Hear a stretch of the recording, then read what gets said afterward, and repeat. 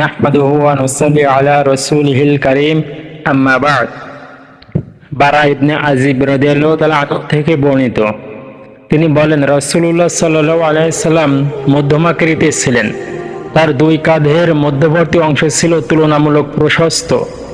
তার ঘন চুলগুলো কানের লতি পর্যন্ত লম্বা ছিল। তার দেহে লাল লুঙ্গি ও লাল চাদর শোভা পেত। আমি তার তুলনায় সুদর্শন কাউকে কখনো দেখিনি। শামায়েলে তিরমিজি, হাদিস নং 3। ব্যাখ্যা: এ হাদিসে লাল চাদর ও লুঙ্গি পরিধান করার কথা উল্লেখ করা হয়েছে, অথচ রাসূলুল্লাহ সাল্লাল্লাহু আলাইহি সাল্লাম পুরুষের জন্য লাল রঙের কাপড় পরিধান করতে নিষেধ করেছেন। এ বিরোধ সমাধানে কেউ কেউ বলেন, উজ্জ্বল লাল পরিধান করতে নিষেধ করা হয়েছে। এখানে যে কাপড় দ্বয়ের কথা বলা হয়েছে সেটা লাল ডোরাকাটা ছিল, উজ্জ্বল লাল বর্ণের ছিল না।